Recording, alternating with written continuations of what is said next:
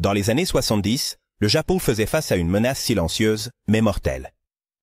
Les serpents venimeux qui guettaient dans l'ombre de leur région rurale. Dans une tentative désespérée de protéger sa population, une décision radicale a été prise qui, au lieu de sauver des vies, a mis à mal l'écosystème. Que s'est-il passé quand un prédateur soi-disant parfait a été libéré sur une île paradisiaque? Ce qui semblait être une solution simple s'est transformé en l'une des plus grandes leçons de l'histoire sur l'équilibre délicat entre les humains et la nature. C'est une histoire de conséquences inattendues. Des espèces au bord de l'extinction et à long chemin vers la rédemption. Contexte du problème. Les morsures de serpents au Japon. Dans les années 70, le Japon faisait face à un défi terrifiant. Les morsures de serpents venimeux représentaient une menace persistante pour les zones rurales. Parmi les espèces les plus dangereuses se distinguait la vipère jabu, un serpent de grande taille et au venin puissant qui, sans aucun doute, causait des ravages dans la population. En 1980, environ 400 personnes ont été mordues et les complications auxquelles faisaient face les victimes ne se limitaient pas seulement au venin, mais à un problème plus grave. Le manque d'accès à l'antivenin. Cela n'était pas disponible dans les zones rurales, où se produisaient la plupart des incidents. L'antidote, sous sa forme liquide, nécessitait un stockage au froid, ce qui était presque impossible dans les communautés sans électricité. La construction d'installations adéquates était coûteuse et lente, ce qui obligeait les victimes à parcourir de longues distances à la recherche de traitements. Pendant ce temps, le danger rôdait dans tous les recoins de l'environnement rural, des champs aux habitations. Au fil des années, les serpents venimeux ont maintenu les communautés en alerte constante, rendant les activités quotidiennes difficiles et générant une peur persistante parmi les habitants. L'impact des morsures était significatif. La présence de serpents a créé une vulnérabilité. Les récits de décès étaient des avertissements. La présence de serpents, combinée à l'absence de solutions accessibles, a créé une atmosphère de vulnérabilité dans les communautés. Les histoires de personnes qui avaient perdu la vie à cause de morsures de serpents étaient racontées comme des avertissements parmi les habitants. Ces récits n'alimentaient pas seulement la peur, mais révélaient aussi le manque de préparation pour faire face à une menace aussi grave. Le gouvernement japonais, conscient de la gravité du problème, cherchait des solutions. Cependant, les options disponibles n'étaient ni simples ni immédiates. Des campagnes de sensibilisation et de prévention ont commencé à être mises en place, mais elles n'ont pas réussi à freiner le nombre croissant de morsures. Face au désespoir, l'idée de chercher une solution naturelle a émergé. Un prédateur qui pourrait faire face à ces serpents et aider à contrôler leur population. C'est ainsi qu'est née l'initiative, qui marquerait un tournant dans l'histoire du Japon en ce qui concerne les espèces envahissantes. En 1979, dans un effort pour contrôler la population de la vipère à but, sur l'île d'Amami-Oshima, le Japon a introduit environ 30 mangoustes, espérant qu'elles, en tant que prédateurs naturels de serpents, réduiraient la menace qu'elles représentaient pour les habitants locaux. Cependant, ce plan a échoué, puisque les mangoustes sont des animaux diurnes et les abus sont nocturnes. Ce qui a fait que les mangoustes n'ont pas eu d'impact significatif sur la population de serpents. En revanche, elles ont commencé à s'attaquer à des espèces natives, y compris certaines en danger d'extinction, comme le lapin d'Amami, aggravant les problèmes écologiques sur l'île. Échec du contrôle biologique. En 1979, l'île japonaise d'Amami-Oshima est devenue le théâtre d'une intervention écologique qui, bien que bien intentionnée, s'est révélée être un désastre de proportions éthiques. Avec l'objectif de contrôler les serpents à but, dont la morsure venimeuse représentait un danger pour les habitants locaux. Environ 30 mangoustes ont été introduites sur l'île. La logique semblait impeccable. Les mangoustes, connus pour chasser les serpents, réduiraient la population de abus et ramèneraient la tranquillité à la communauté. Cependant, la réalité s'est révélée plus complexe. Les mangoustes sont des animaux diurnes, tandis que les serpents à but nocturnes, ce décalage dans leurs habitudes signifiait qu'elles se rencontraient rarement, laissant les abus libres de continuer leur règne nocturne. Dépourvus de leur proie cible, les mangoustes ont tourné leur attention vers les espèces natives les plus vulnérables. Comme des oiseaux, de petits mammifères, et de manière alarmante, le lapin d'Amami, un fossile vivant, redécouvert cette même année est déjà en danger d'extinction. La situation s'est rapidement aggravée. D'ici l'an 2000, la population de mangoustes avait explosé à environ 10 000 individus. causant des ravages dans la biodiversité de l'île. Le gouvernement japonais, reconnaissant l'ampleur de l'erreur, a mis en place en 1993 un programme de contrôle qui incluait l'installation de 30 000 des pièges et la formation d'équipes spécialisées, connues sous le nom d'Amami, les Mongoose Busters, dédiées à la capture systématique de mangoustes. Ces efforts ont finalement porté leurs fruits. En avril 2018, la dernière capture officielle d'une mangouste a été enregistrée sur l'île. D'ici septembre 2024, le ministère de l'Environnement du Japon a déclaré l'éradication complète des mangoustes non indigènes à Amami-Oshima, marquant la fin d'une ère de perturbation écologique et permettant la récupération des espèces natives. Cet épisode sert de leçon frappante sur les dangers d'intervenir dans des écosystèmes complexes, sans une compréhension approfondie des interactions entre les espèces. L'introduction des mangoustes, censée résoudre un problème, a créé une crise encore plus grande. Soulignant l'importance d'approches basées sur la science et de la précaution dans la gestion environnementale. Impact sur l'écosystème local. L'introduction de mangoustes à Amami-Oshima n'a pas seulement échoué à contrôler la population de serpents, abus, mais a également eu un impact dévastateur sur l'écosystème fragile de l'île. Ce territoire subtropical, reconnu comme patrimoine mondial par l'UNESCO, abritait des espèces endémiques uniques. Beaucoup d'entre elles n'étaient pas préparées à affronter un prédateur comme la mangouste. Une des victimes les plus touchées a été le lapard d'Amami, un fossile vivant qui représente les derniers vestiges d'une ancienne espèce de lapards asiatiques. Ce petit mammifère, qui prospérait autrefois dans les forêts d'Amami-Oshima, a commencé à subir une diminution alarmante de sa population. À cause de la prédation des mangoustes, ces prédateurs n'attaquaient pas seulement les lapins adultes, mais décimaient aussi les petits, réduisant encore plus les chances de survie de l'espèce. Une autre espèce touchée a été le rat de Ryukyu, un rongeur natif de la région qui, tout comme le lapard d'Amami, n'avait pas de mécanisme de défense contre la chasse efficace des mangoustes. Au total, plus de 15 espèces autochtones. Elles ont été affectées par la présence de ces prédateurs envahissants, ce qui a drastiquement perturbé l'équilibre naturel de l'écosystème.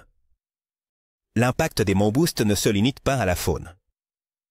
Les oiseaux de ferme sont devenus des proies fréquentes, affectant l'économie locale et frustrant. Affectant l'économie locale et générant de la frustration parmi les habitants de l'île. De plus, les mangoustes ont contribué à la propagation de maladies chez le bétail, ce qui a encore aggravé les problèmes pour les agriculteurs et les éleveurs. Les dommages causés à l'écosystème se sont également manifestés dans le milieu végétal. En réduisant les populations de petits mammifères et d'oiseaux, certaines plantes ont souffert. La chaîne alimentaire de l'île a été affectée. Le cas d'Amami-Oshima a montré la vulnérabilité des écosystèmes insulaires aux espèces envahissantes. Cela a créé un effet domino qui a affecté toute la chaîne alimentaire de l'île. Le cas Amami-Oshima a mis en évidence la vulnérabilité des écosystèmes insulaires face aux espèces envahissantes. Les îles, étant des environnements fermés avec une biodiversité limitée, sont particulièrement sensibles à l'introduction de nouveaux prédateurs. Les espèces locales, qui ont évolué en l'absence de menaces extérieures, manquent des adaptations nécessaires pour se défendre, ce qui les rend des proies faciles et accélère leur extinction. La communauté scientifique et les organisations environnementales ont commencé à observer le cas d'Amami-Oshima comme un exemple des risques associés aux interventions humaines dans la nature. Cet échec a souligné la nécessité de mener des études approfondies avant d'introduire une espèce dans un écosystème fragile. Et de mettre en place des mesures pour atténuer les dommages si le plan ne se déroule pas comme prévu. Dans le cas d'Amami-Oshima, l'introduction des mangoustes a affecté les espèces locales et causé une crise. Le Japon a dû agir pour restaurer l'équilibre. Cette expérience, mal conçue, a non seulement gravement affecté les espèces locales, mais a également engendré une crise environnementale qui mettrait des décennies à se résoudre. Le Japon, confronté aux conséquences de ces actions, a dû recourir à des stratégies complexes et coûteuses pour restaurer l'équilibre perdu. Stratégie d'éradication. Avec l'impact des mangoustes de plus en plus évident, le Japon a mis en place en 2000 un programme intensif pour éradiquer cette espèce envahissante de l'île d'Amami-Oshima. L'objectif n'était pas seulement de réparer les dommages causés à l'écosystème, mais aussi de protéger les espèces natives qui étaient au bord de l'extinction. Le plan initial consistait à installer des pièges le long des routes et dans les zones fréquentées par les mangoustes. Cependant, ces pièges n'ont pas réussi à capturer suffisamment d'exemplaires, car les animaux semblaient éviter les dispositifs. Avec le temps, le gouvernement japonais a compris qu'il était nécessaire d'adopter une approche plus exhaustive et spécialisée. Une des stratégies les plus efficaces a été l'utilisation de pièges conçus spécifiquement pour les mangoustes. Ces pièges utilisaient des attractifs olfactifs et des appâts toxiques qui s'avéraient irrésistibles pour les prédateurs. De plus, des chiens entraînés ont été utilisés pour traquer les mangoustes dans les forêts denses de l'île. Ce qui a permis de localiser et de capturer les animaux de manière plus efficace. La participation de la communauté locale a également été cruciale pour le succès de la campagne.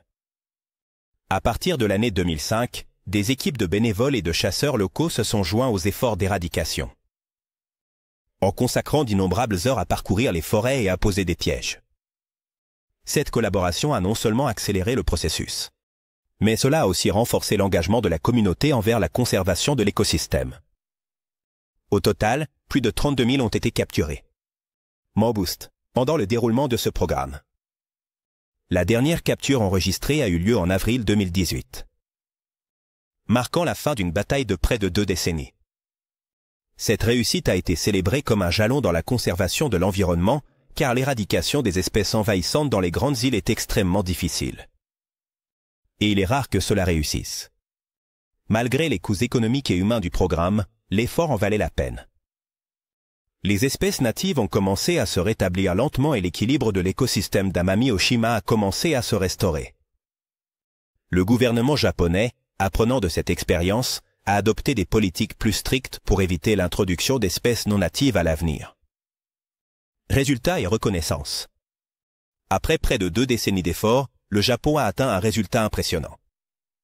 En 2018, l'éradication totale des mangoustes a été déclarée sur l'île d'Amami-Ōshima. Ce succès n'a pas seulement représenté l'aboutissement d'un vaste programme de conservation, mais a également positionné le Japon comme l'un des rares pays au monde à avoir réussi à éliminer une espèce invasive d'une grande île. Le ministère de l'Environnement a célébré ce jalon comme un triomphe tant pour la biodiversité de l'île que pour la science de la conservation. Les résultats n'ont pas seulement restauré l'équilibre écologique, mais ils ont aussi envoyé un message fort sur l'importance d'agir face aux espèces envahissantes avant que les dommages ne soient irréversibles. Ce cas est devenu un modèle mondial pour la planification et l'exécution de programmes d'éradication. L'éradication des mangoustes a permis aux espèces natives de commencer à se rétablir. Le lapin d'Amami, qui avait été au bord de l'extinction, a montré une augmentation progressive de sa population. Ce petit mammifère, considéré comme un fossile vivant, symbolise la résilience de la nature lorsqu'on lui donne l'opportunité de se rétablir. Un autre aspect significatif a été l'amélioration des relations entre la communauté locale et les institutions gouvernementales. La participation active des résidents d'Amami-Ōshima au programme a non seulement renforcé le sentiment d'appartenance à l'île, mais a également contribué à sensibiliser à l'importance de protéger les écosystèmes fragiles. Les habitants qui voyaient autrefois les mangoustes comme une solution comprenaient maintenant l'impact de ces décisions sur l'équilibre naturel. Cette réussite a également souligné l'importance des politiques préventives. Le gouvernement japonais a adopté des mesures plus strictes pour éviter l'introduction d'espèces envahissantes à l'avenir. Apprendre des erreurs commises dans le passé. Ces politiques comprenaient des évaluations d'impact environnemental plus rigoureuses et des protocoles plus stricts pour l'importation d'espèces non natives. Au niveau international, le cas d'Amami-Ōshima a reçu de l'attention comme un exemple réussi de conservation sur les îles. Des scientifiques et des experts en écologie ont visité l'île pour étudier les stratégies mises en œuvre et les adapter à leur propre contexte. Impact sur Hawaï. Le cas d'Hawaï, avec l'introduction des mangoustes, est un autre exemple de la façon dont les bonnes intentions peuvent mal tourner. À la fin du XIXe siècle, les propriétaires de plantations de canne à sucre à Hawaï faisaient face à un grave problème. Les rats détruisaient leur culture. Ces nuisibles nocturnes dévoraient les tendres tiges de canne, causant des pertes significatives dans les plantations. Qui était la base économique de l'archipel à cette époque?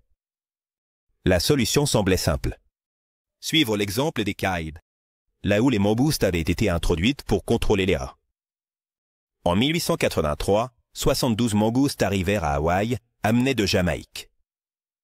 Les petits de ces mangoustes ont été répartis sur d'autres îles, comme Maui, Molokai et Oahu, dans l'espoir de résoudre le problème des rats. Cependant, tout comme à Amami-Ōshima, le plan n'a pas pris en compte un détail clé. Les rats sont des animaux nocturnes, tandis que les mangoustes sont diurnes.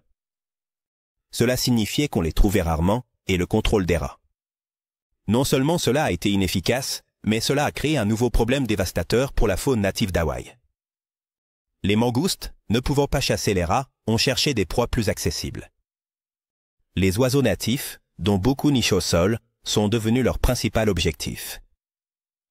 Les œufs et les petits de ces oiseaux, qui n'étaient pas adaptés à faire face à des prédateurs comme les mangoustes, ont été dévorés à un rythme alarmant. En conséquence, plusieurs espèces d'oiseaux endémiques d'Hawaï se sont éteintes, laissant un vide irremplaçable dans l'écosystème. L'impact des mangoustes ne s'est pas limité aux oiseaux. Les tortues marines, dont les œufs étaient faciles à déterrer, ont également subi de grandes pertes. De plus, la prédation des lézards et d'autres reptiles. Cela a perturbé les dynamiques écologiques des îles, affectant la population d'insectes et, par conséquent, la santé des écosystèmes. Malgré les efforts ultérieurs pour contrôler la population de mangoustes, celles-ci se sont bien implantées à Hawaï. On a construit des clôtures et des barrières pour protéger les réserves naturelles. Mais le mal était déjà fait. Actuellement, les mangoustes sont considérés comme l'une des principales menaces pour la biodiversité de l'archipel et leur éradication est pratiquement impossible. Le cas d'Hawaï souligne l'importance d'évaluer soigneusement les impacts écologiques avant d'introduire une espèce dans un nouvel environnement. Bien que les mangoustes aient résolu le problème des rats dans les Caraïbes, leur introduction à Hawaï a laissé un héritage d'extinction et d'écosystèmes déséquilibrés. Impact sur la Jamaïque. L'impact des mangoustes en Jamaïque, une autre tentative de contrôle biologique ratée, a commencé au milieu du XIXe siècle. En 1872, un colon britannique a amené des mangoustes dans ses plantations de canne à sucre, espérant réduire la population de rats, qui endommageait les cultures de manière similaire à ce qui se passait à Hawaï. Les mangoustes se sont rapidement adaptés à l'environnement, mais pas de la manière attendue. Tout comme ailleurs, les rats, actifs la nuit, n'étaient pas une proie habituelle pour les mangoustes diurnes. À la place, elles ont commencé à chasser des oiseaux, des reptiles et de petits mammifères, ce qui a entraîné un effondrement de la biodiversité locale. La diminution des oiseaux et des reptiles a eu un effet sur cascada, car ces espèces étaient essentielles pour contrôler les insectes et autres nuisibles. Un des impacts les plus notables a été l'augmentation des tiques dans les zones agricoles. Sans suffisamment de prédateurs naturels, les populations de tiques ont explosé, affectant à la fois le bétail et les humains. Cela a représenté un nouveau problème pour les agriculteurs, qui luttaient déjà pour protéger leur culture des rats. Malgré les plaintes des agriculteurs concernant les effets négatifs des mangoustes, les autorités britanniques continueraient leurs préoccupations, en argumentant que la nature trouverait un équilibre par elle-même. Cependant, cet équilibre n'est jamais arrivé et les mangoustes ont continué à s'étendre sur l'île, causant des ravages dans les écosystèmes. Les dégâts ont été si graves que, des décennies plus tard, les mangoustes restaient l'une des principales menaces pour la biodiversité en Jamaïque. Les oiseaux endémiques, dont beaucoup étaient déjà rares, se sont éteints à cause de la prédation constante. Les lézards et autres reptiles, essentiels pour le contrôle des nuisibles, ont également disparu en grande partie, ce qui a encore plus perturbé l'équilibre écologique. Application moderne et échec. Au Sri Lanka, une initiative plus récente. Il a essayé de tirer parti des compétences des mangoustes, mais cette fois avec une approche innovante et moderne. Les entraîner à détecter la contrebande, l'idée est née de la nécessité de trouver des alternatives aux chiens entraînés, qui sont souvent coûteux à entretenir et difficiles à adapter à certains environnements.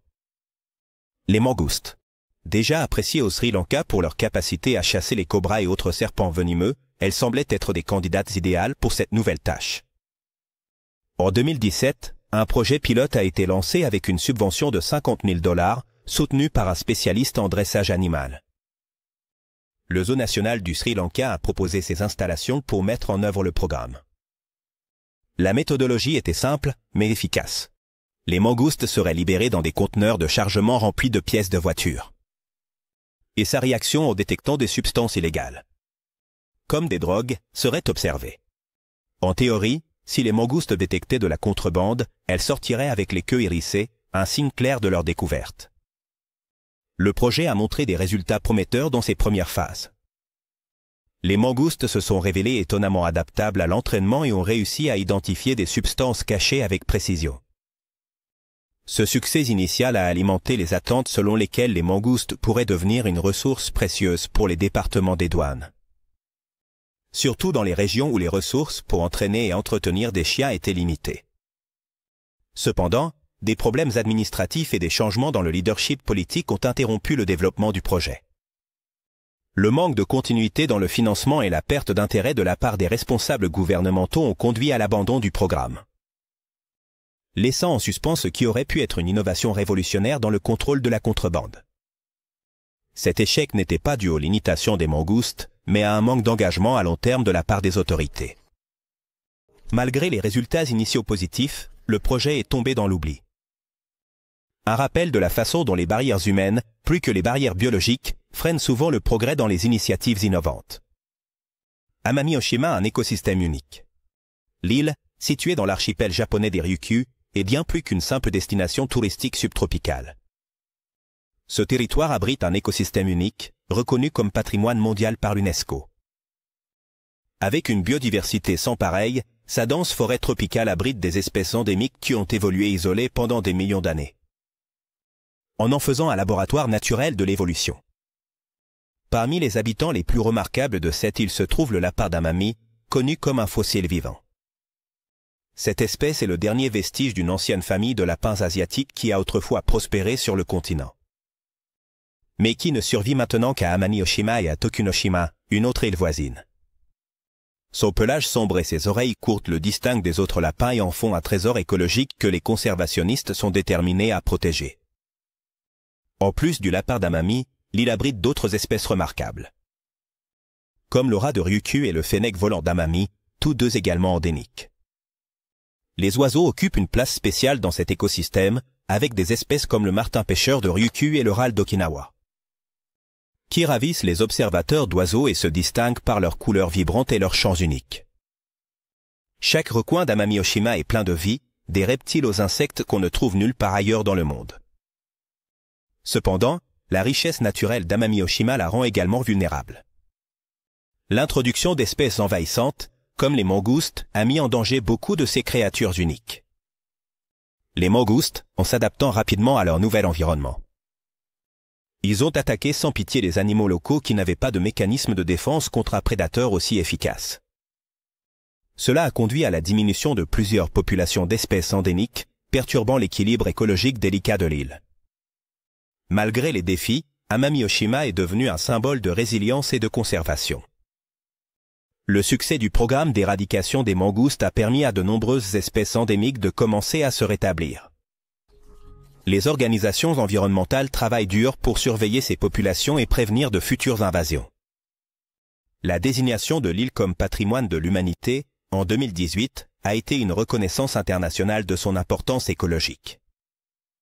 Cette distinction met non seulement en avant sa biodiversité, mais elle a également attiré l'attention mondiale sur la nécessité de protéger ces écosystèmes fragiles. Des problèmes persistants à Okinawa. Alors que le Japon célébrait la victoire à Amami-Oshima, la bataille contre les mangoustes se poursuivait sur une autre île de l'archipel, Okinawa. Introduite pendant l'ère Meiji, il y a plus de 100 ans, les mangoustes à Okinawa représentent un défi constant pour les efforts de conservation.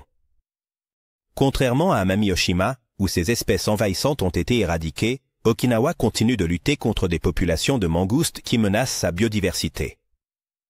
Le problème à Okinawa réside dans son climat et son habitat, qui sont idéaux pour la reproduction des mangoustes.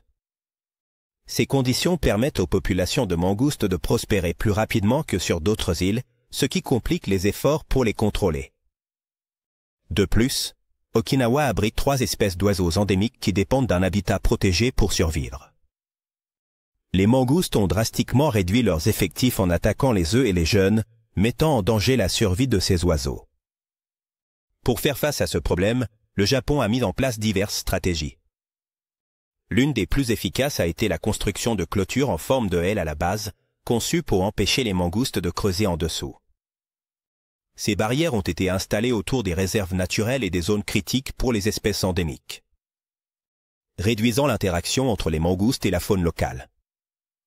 Malgré ces mesures, les mangoustes continuent de prospérer dans la zone centrale et au sud d'Okinawa, où les barrières n'ont pas encore été complètement mises en place.